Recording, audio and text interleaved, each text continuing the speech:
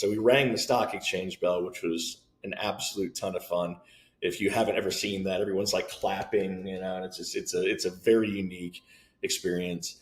And then our CEO was, on the investor rags, and he's being questioned in the interview about, so tell me about these airplane hangars that you guys provide. And he just kind of double blinks, to process that the reporter has no idea what a data center is, right?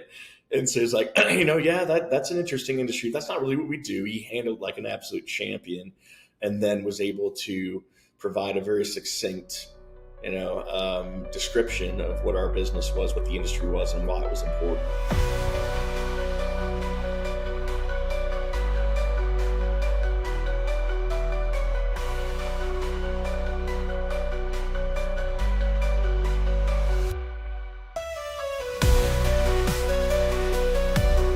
Welcome, Eric Bell, to the Eric Bell podcast.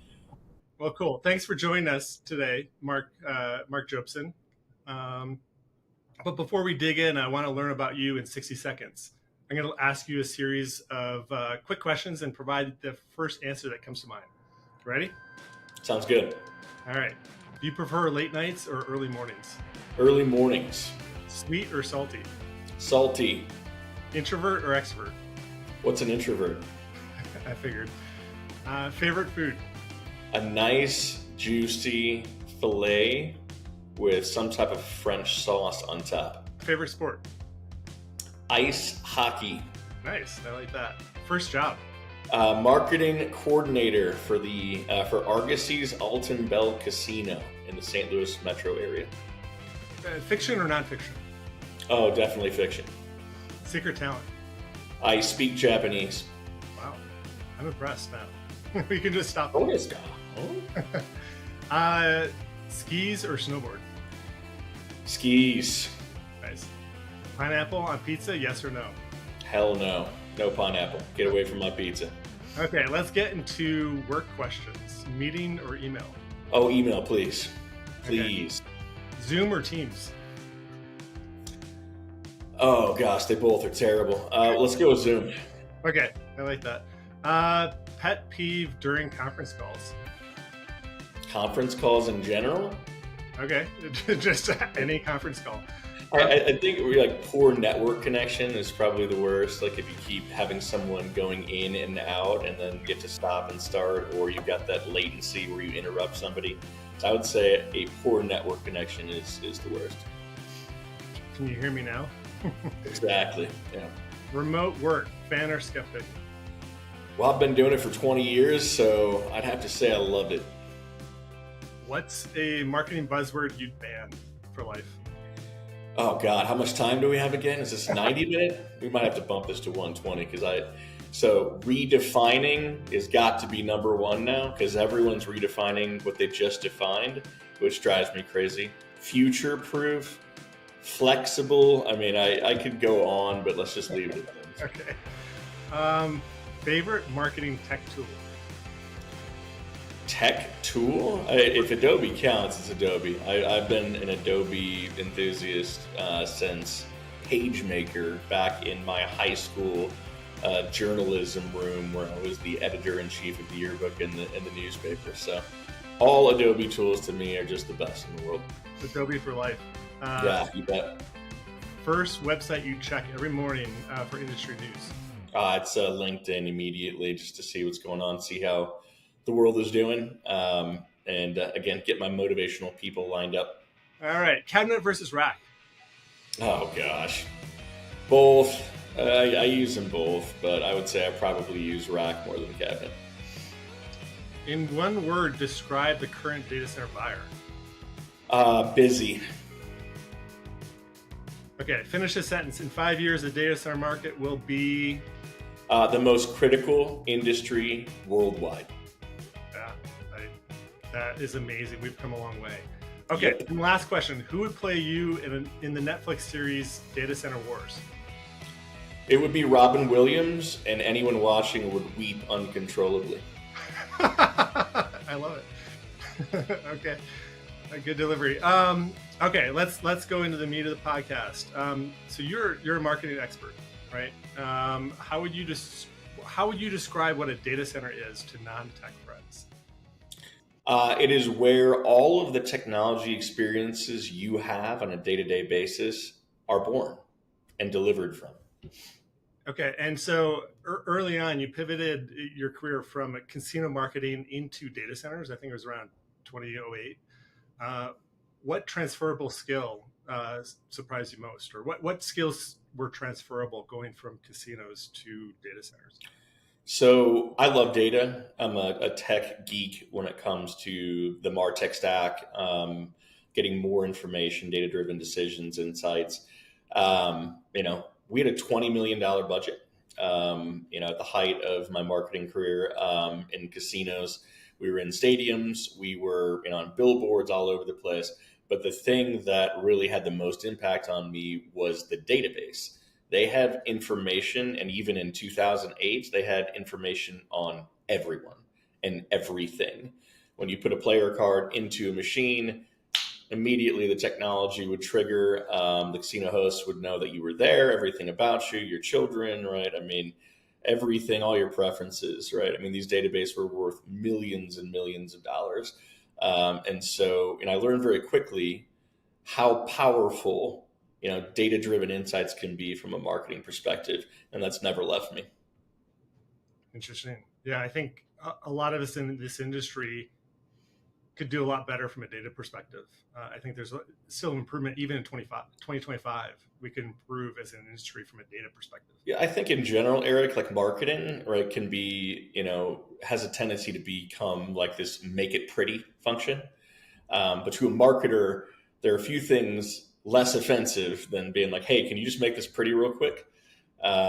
Because marketing is a Bachelor of Science degree, right? And most people don't know that. And, so when people think marketing, they can think branding, creative services, which is important, right? But to me, marketing is so much more than that, right? And so in the digital infrastructure industry, I think marketing can have an incredible impact if elevated properly.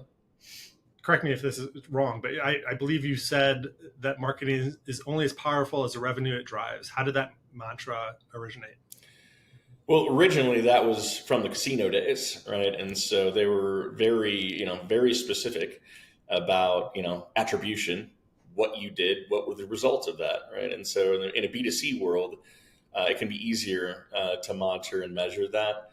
But for me, there was things like a term called coin in. I don't know if you're old enough, Eric, to remember when they actually had coins coming out of slot machines.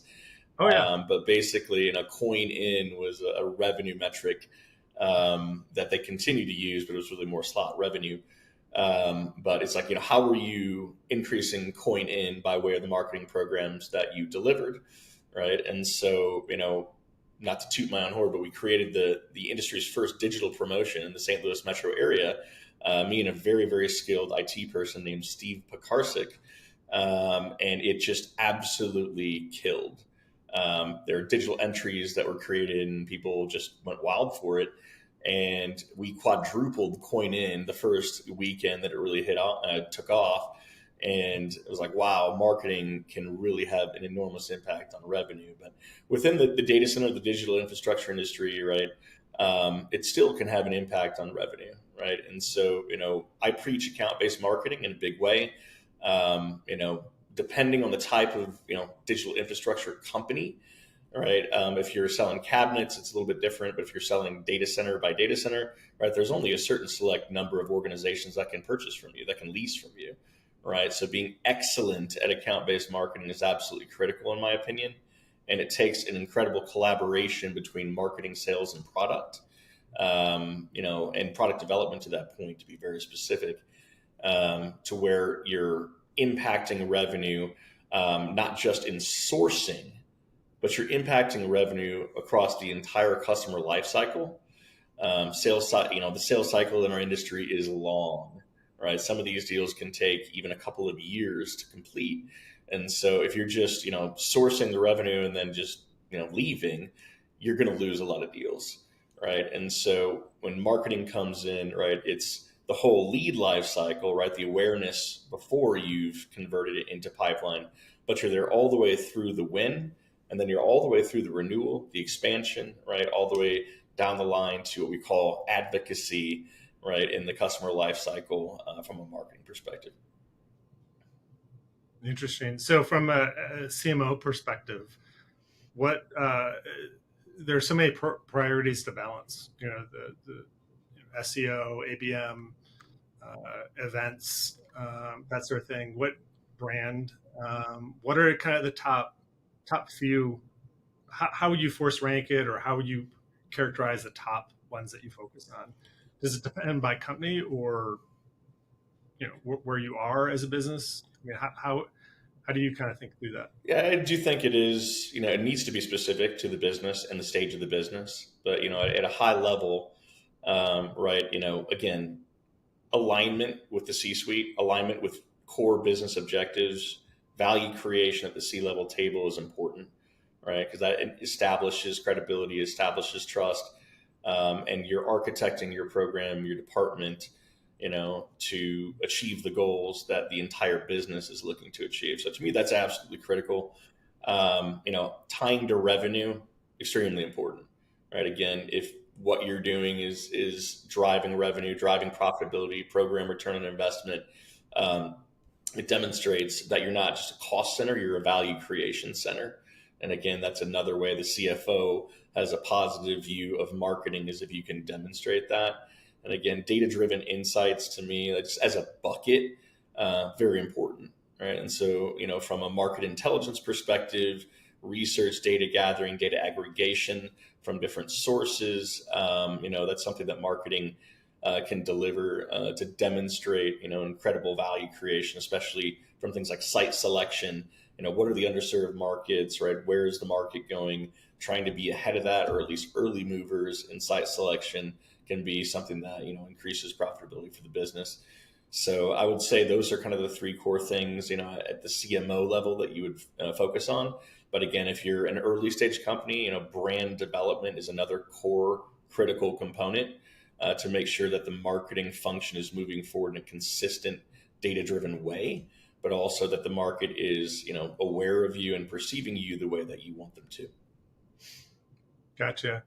And then from a SEO perspective, Baxtel's, at Baxtel, we've really focused on SEO, and it's driven a lot of traffic to our website. But I've noticed a lot of data center providers have turned almost wholesale. Even those that have edge in the name are all focused on 6 or 10 different customers. Does SEO matter in this age where many data center providers focus just on a handful of customers, the hyperscalers, effectively? SEO always matters. It always matters, right?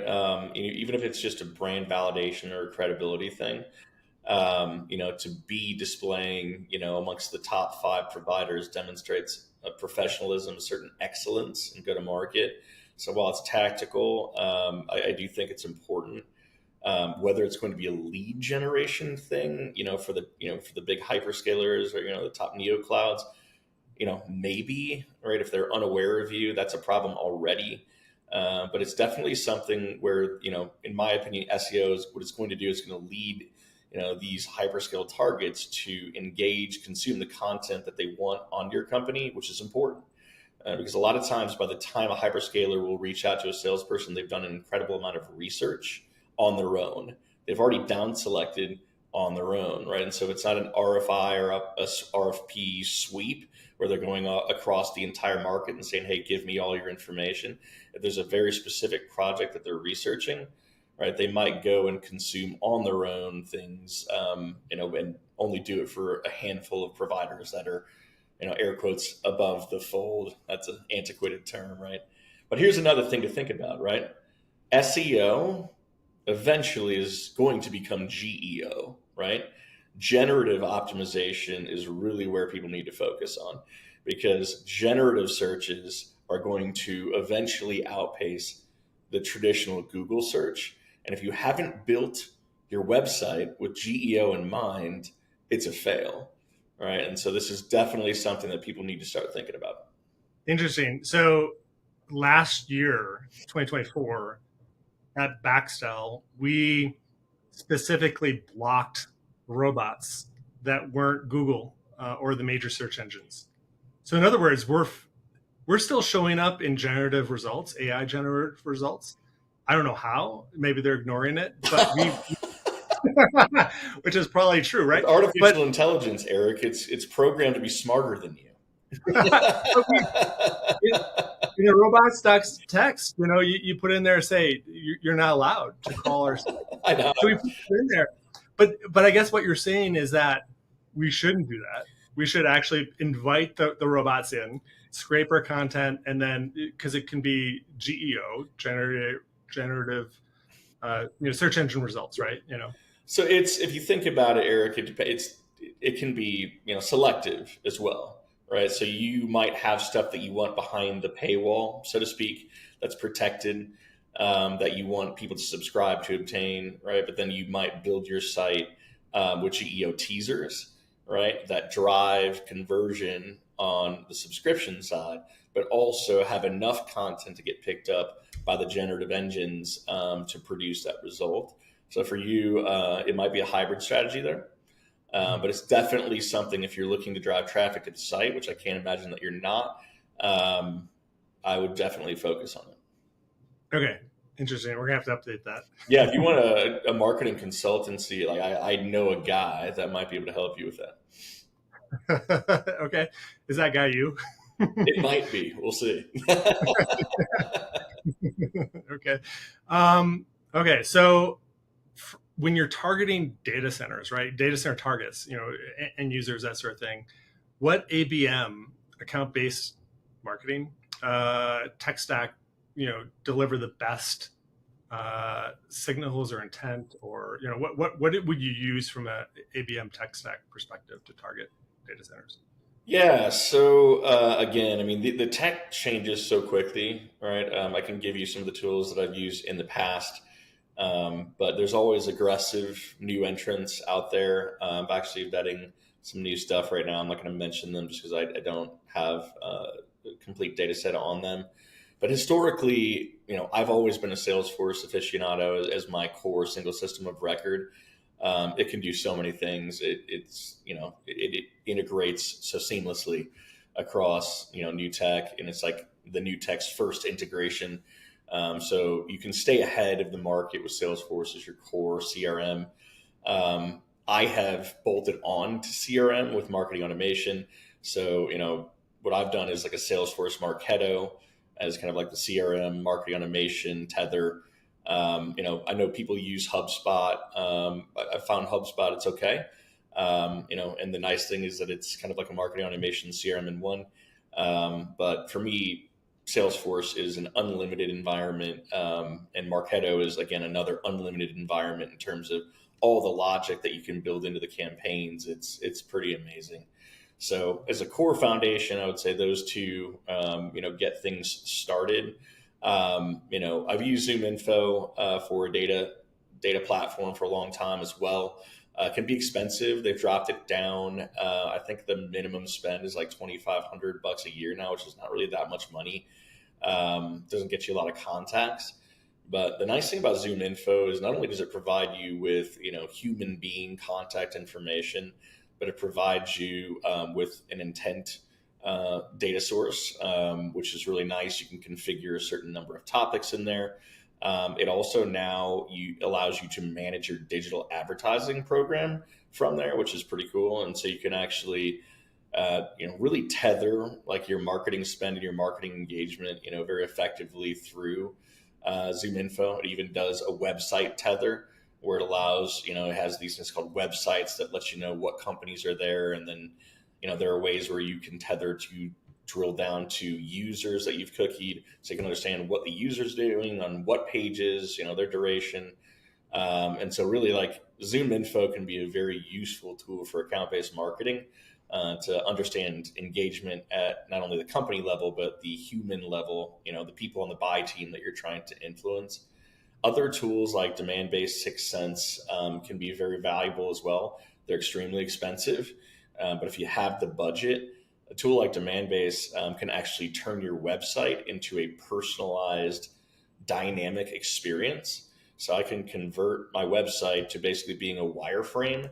And so, if Baxtel comes and I really want to have a customized experience, I can turn my website into a one-to-one Baxtel plus my company experience. It's unbelievable.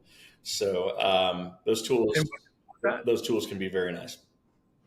which tool was that could, That's demand based, but there are other tools out there that have similar capabilities. You know, obviously going into the AI side, right? And there's a million different AI tools out there right now. You know, one of the ones that's got me interested is this tool called Soulmates.ai. I don't know if you guys have seen that one yet, but it's an actual market research based AI tool where you basically create kind of like personas in there, and it can give you like AI persona feedback from what would be your target market on campaigns. And it like basically cuts your research time down to indefinite to like a matter of like hours. And so there's all these different data tools to extract sentiment online, pick up on your company online. But this is one where it's like you can pre-campaign, you can really test things out in a new, unique way. I forgot what? Tableau, by the way, on my stack earlier. I'm going to throw that just randomly in here. From an analytics perspective, Tableau it will always be the best, and with its connection with Salesforce, yeah. So you definitely want Tableau. Right, makes sense. And then you're part of CoreSite's IPO, which happened in 20, 2009. When was it? 2008? 20, It wait, was 20, 2011, wasn't it? 2011. It was a while ago. But you're part of that's IPO. Were you not um, there at the time? I was there, but I was not on the team that did the roadshow. So you in marketing did that. I was more on the interconnection, business development piece. But anyways, any stories from that era or from that period? Probably haven't thought about it in a while. Wow. So Eric, Nolan, the producer, has just whispered in my ear that we're both wrong on the IPO date. Isn't that pathetic? By the way, Nolan won't show up on the tract, but yeah, whatever. I'm right here. Unbelievable. 2010 IPO at $16 a share. I don't even want to tell you what I sold my shares at because that's just going to put me in a really bad mood.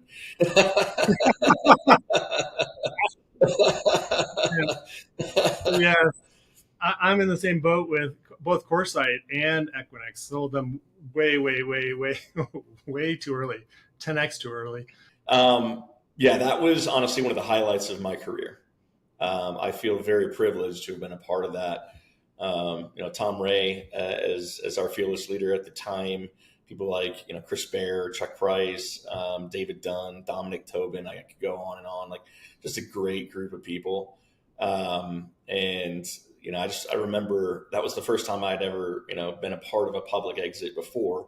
So leading up to the IPO, marketing was playing the role in really increasing, let's call it the professionalism of the program, the engine, the data, the systems, right? Making sure everything was airtight, no custom built stuff that couldn't be scaled or could be hacked, right? And so as part of SOX compliance, right, all of the departments were tightening things up.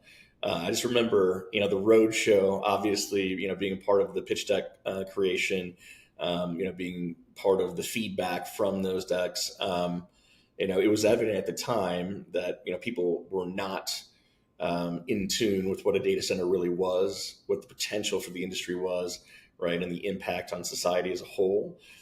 So there was a lot of education that was involved, even with the investment bankers that we were talking to, and then an anecdote from the actual day of the IPO itself. So we rang the stock exchange bell, which was an absolute ton of fun. If you haven't ever seen that, everyone's like clapping, and it's a very unique experience. And then our CEO was, on the investor rags, and he's being questioned in the interview about, so tell me about these airplane hangars that you guys provide, and he just kind of double blinks, to process that the reporter has no idea what a data center is, right? And so it's like, yeah, that's an interesting industry. That's not really what we do. He handled like an absolute champion, and then was able to provide a very succinct, description of what our business was, what the industry was, and why it was important. And so it was interesting. Like at that time, again, we were still that secret society, right, Eric, where we Oh didn't yeah. want necessarily people to know where our data centers were, and now the logo's the whole data center, right? I mean, so it's Right. times have definitely changed, but I do think educating the market, the mass market, media is still important, especially now as we start to see detractors move in who may perceive our industry as power hogs, things like that, right? We need to continually educate the market so they understand, the true benefits that we provide. It's amazing how far this industry's come, from that perspective, back in whenever it was 2011 or whatever, the IPO, where CNBC anchor has no idea what a data center is. Now they probably, I wonder if there's some sort of metric on this. They probably mention data centers a couple times an hour on CNBC, right? It's such a huge difference. There's such an awareness now of data centers, and there's so much capital flooding into the space. It's such a for those of us who've been there since the beginning, and going back even further, I remember in 2001 after 9/11, right? To your point, absolute secrecy of where these data centers locations are, and now there's lights in the buildings. It's like neon signs outside the data centers, just on some of them at least. It's amazing. I actually spoke at DC, New York, the iMasons gathering, and I had a lick my thumb and put it in the air metric that was saying basically over the past 12 to 18 months, there's been more mass media coverage of the data center / digital infrastructure industry than the previous 10 combined. And it's definitely the case, right? It's just it might even be more dramatic than that. But I've just got, I'm sure you have the same. You got your alerts, your AI alerts triggering constantly right now with new data center announcements. And to your point, I think the investment audience is really what's driven this. And specifically NVIDIA has had an unbelievable effect, right? The hyperscalers obviously as well, but NVIDIA specifically as the market has understood the difference between their gaming infrastructure and their data center infrastructure. I think it was really one of the catalysts for people paying attention. Okay, so you just told a good story there. Any other data center war stories that you can think of in your career that? Oh yeah, I've got a million of them, as I'm sure you do, my friend, having seen more than I have. But yeah, so we mentioned earlier, I started in casino marketing. I had no idea what a data center was until they showed me the corporate data center at the second casino that I was working at. It really didn't land with me. But then in '08, I actually got a job at a company that was called CRG West at the time, and they really kind of got my feet wet in the data center industry. And then as time would go on, right, I would experience different challenges that would really just underscore like, wow, this industry is absolutely critical to life as we know it, even back in '08 when I had started. And so one company, who I'm not going to say who it was because they're an amazing company, there was an outage, right? And it was a absolutely critical data center, one of the most interconnected places on the planet. And we had an outage, and a third of the world's internet traffic went away. And as a marketing person, I started to go into, public relations, crisis communications mode. And I go down the hall and no one's having any issues. Everyone's just normal, like day, like we're going to fix this, right? This is everyday operations. And I was just blown away by why people weren't in freak out mode. And this gentleman who was in IT is like, oh yeah, no, these types of things happen, and we're on it. And here's the communication that we're going to send out. And it turned out that one of the things that happened was like there was a cleaning lady that had plugged in a vacuum or something into an outlet that was already at max capacity or something, tripped a breaker. I don't know if that's actually what happened, but that was like what was the rumors that were going on. I was like, a vacuum cleaner took down one of the most important data centers in the world. So now this is way back in the day, and I don't know if that's true, but what I can tell you is, that impact was felt across the world. Just one data center, being taken offline. And so it really underscored, like, now a day without data centers would be absolute chaos. Like, I would not want to go to Denver International Airport. I don't even want to be within 100 miles of DIA if there are no data centers. It would just be absolute pandemonium. Such an interesting story. The vacuum that took down the internet, at least for. Yeah. All right. So getting on to some personal questions. How's coaching youth hockey? I understand you're a youth hockey coach, or was, or still are. I'm not sure. But how has that influenced your management style? So I coached Little League Baseball. So I actually was the baseball player. I played baseball, football, and I wrestled in high school. My youngest is the hockey player, and he played. I'm not even going to talk about how much money I've sunk into that one. So I would say, like, coaching in general, right?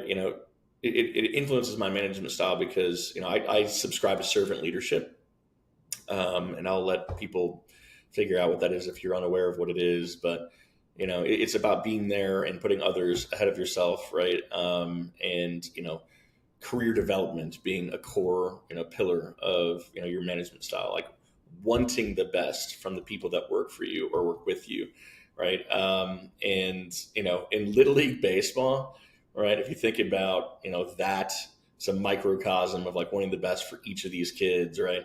I was in coach pitch, right? And so I've never been more nervous in my life. Right, I was on stage, for the Beach Boys concert in Elk Grove Village, in front of 25,000 people last year for the 4th of July. Not nervous compared to throwing one baseball and trying to hit the bat of like a little kid, right? Because you want every single one of those kids to get a hit, right? Yeah. And it doesn't matter if you're terrible at pitching or not, right? If you throw it and they miss it, or if you it's all on you as the coach to put it right where they can hit it. And so, being there to, be a part of that and do everything that you can to make sure that they're having a great time, loving the sport of baseball, just, becoming immersed in the sport of baseball, right? But also just prioritizing life and having life moments with these kids as they're growing up, developing them as people, but also with their love and skill of the game. I think everyone should have a chance to coach or influence or mentor, kind of young kids as they're still kind of, what's the word, innocent before things get crazy, because it also has a positive influence on you, reminds you, what life is all about. Indeed. And I think this question was generated by, I had AI help me with generating these questions, and it totally hallucinated the fact that you were a hockey coach. But it knew that you're a coach of youth sports. So yeah, hockey for me, it took a lot of my time. I took a lot of conference calls from the arena and arenas around the world. My son, not to be that guy, but like my son played at a pretty high level. And so, competitive sports are a monster now. It is amazing to watch, but what's impressive is these young adults are these, let's call it the continuum now. Let's say 11 to high school, right? These kids are under incredible pressure, and watching them deliver under this pressure, like, you're just so impressed of what the youth can do, in certain circumstances, because they're going through puberty and things like that, which is hard enough.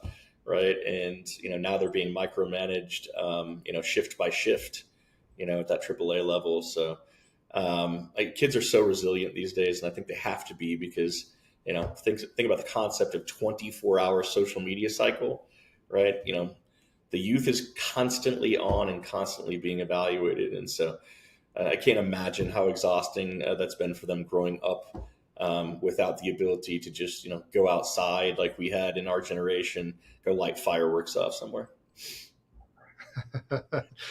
Yes. Well, in my generation, we used to, I don't know if we should admit this, but we used to shoot fireworks at each other. So the bottle rocket wars? The bottle rocket wars. Those are the best. Those are the best.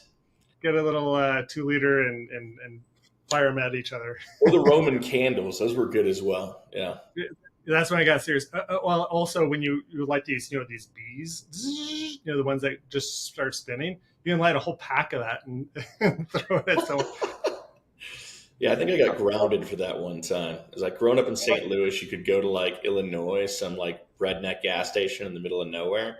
You pick up like a 30 pack of natural light and some fireworks and then come home and have a really good time with it. So yeah, like I remember bringing home fireworks and shot off a couple of errant bottle rockets that got our neighbors pretty upset that came over and had a talk with my parents. So I think I got a couple of week groundation because of fireworks there. Pretty bad. Yeah. Luckily, there's no teenagers listening to the podcast. That's right. Yeah, this is an 18 plus podcast. So yeah, mature only. But from that point, from what you said earlier, I mean, I think it would be good for. I think it's tragic that a lot of teenagers aren't outside, aren't doing these type of things. They're on their phones. They're just kind of doom scrolling Instagram or whatever they do, right? It feels like they're on their phones too much. I see groups of teenagers just neck down and looking at their phones as a group. But regardless, so maybe shooting bottle rockets at each other would be healthy in some ways, ironically. You're right. Like honestly, the bonds that you developed with other people, I think were deep, right? Or deeper back in the day. Just because, all of your parents were just like, we'll see you at 10 o'clock. Like, I don't want you around. Goodbye. And so like you just were forced to kind of hang out with the neighborhood kids or whatever and just go to 7-Eleven, grab a Slurpee, play some Hogan's Alley or something like that. And Eric, I don't know if you remember this, but back in the day, the TV would parent for the parents. It'd be like, it's 10 o'clock. Do you know where your children are? Like, how many parents were like, oh, yeah, we have children. Where are they? That's right, True. Remember that? Like, they had a curfew, I think, as well. It was like 10 o'clock or 10:30. Or I can't even remember. But, like, yeah. So you would go out and debauch for, a set amount of hours. And then the structure would pull you back in and make sure you were okay. So we only have a few minutes left here. But wanted to ask you for a top pick. So every would love to have a top pick from every guest. What would you recommend? Anything you've thought of based on what we talked about earlier for a top pick for the audience. A top pick. So I guess my top pick is going to be more like a top recommendation for all of you out there. Right now, we're all incredibly busy. Right? I mean, you are on the clock 24 hours a day. Work-life balance can be challenging. And I encourage you to find things that motivate you, right? That drive emotional response. Every day in the morning, it's my time, right? And so I hearken back to Robin Williams' Carpe Diem, Oh Captain, My Captain. I'm a cheesy, emotional person. And so like that movie just gets me going. And so you'll see on my LinkedIn, my background says Carpe Diem, seize the day. And, you can get so locked in, into what you're doing, that life can just become mundane from time to time. And so I encourage you to find people that motivate you, things that motivate you, media that motivates you, to just, each day, right, on LinkedIn, I've got probably a set of 20 people. Steve Foster is a great guy to follow. He's a local CEO here in Denver. Just posts really uplifting, motivating stuff online on LinkedIn. And so every day I'll pop open LinkedIn, not only to get the news of the day, but just to go straight to the people that I know are going to be uplifting and put me in the right frame of mind, right? But also the opposite, right? Find a way to disconnect from media, from your screens, to just give the brain upstairs some downtime, right? I don't know if you've ever had a computer blow up on you because it's overheating, because you've had it on for too long with too many apps open, causing your cameras to be blurry, right? I mean, it's a situation where, right, you're going to have brain fatigue, and that can really affect mental illness in a negative way. And so I encourage you, find time to de-app, right? To take time away from your screens and just relax. Turn the brain off. Silence is golden, and see if you can do it. Because I tell you, I've been doing it a lot for the past 3 months, and it's been really therapeutic for me. Silence is the crucible for creative thought. No doubt about that. So if you want to be good at marketing or anything you do, I think, the silence can birth good ideas. Or, I think that's where you can truly think. It's a great point, Eric. It really is. And I find that in that time, right, I do have thoughts that pop in that, really are great ideas. There's some terrible ideas. But there's a time when I was doing Zazen when I was in Japan. The second time, I stayed in a Buddhist temple for about 30 days, and they were explaining like this, the way to keep your mind clear, right? That the objective was to keep your mind clear of thought. And this idea was that if a thought comes into your brain, you like let it dissipate away before it takes hold. And so it was almost like a mental video game where thoughts were just at first they're bombarding, right? Because your brain is just used to it. And then eventually, as they're dissipating, they were coming in less frequently and less frequently until your brain was completely clear of thought, and it was very peaceful. Kind of as we wrap up, tell us a little bit about Active Position. What services does Active Position provide? And where can we find more about you as a kind of a follow-up? Sure. So Active Position is a B2B tech marketing firm. And so we work with folks in the digital infrastructure space. We worked with IT channel companies, worked with cloud, Fortune 500 logos all the way down to startups since 2014. So, and again, the services, it's a full services agency. So CMO level consulting, down to tactical execution for things like search engine optimization and web development, account-based marketing, program implementation, so on and so forth. So again, B2B tech marketing services, if you're looking to augment your existing marketing department with some fractional requirements, we would love to learn more about your needs. Awesome. And then how do we find more about either Active Position or yourself? How do we reach you? So Active Position is online at Active Position. There's no E in the word active. So ACTIV as in Victor position.com. And feel free to follow me on LinkedIn. My / is Mark W. Jobson. So, I've got about 5,000 people on LinkedIn that I'm connected with right now. But I try to put out informative content. Like today, I put out a webinar series on utility power management from NREL. Take a peek at it. There are basically, like every week, there's a new power management webinar that they're going to have now through the end of July. And so a couple of them are very, very important for the data center industry. Things like large load management, power transmission and distribution. So a lot of excellent content coming out of NREL these days. So by all means, please follow me on LinkedIn and I will follow you back, and hopefully you'll find my content engaging and useful. Awesome. I appreciate it. You joining us here today, Mark. This has been an absolute blast, Eric. I've known you for such a long time. Congratulations on all the success with Baxtel. You deserve all the accolades and the success that you've had lately. Really excited to see where you take the platform, my friend. We're going places, and look forward to seeing what you're producing here in this next year. So thank you. Right on. Thank you.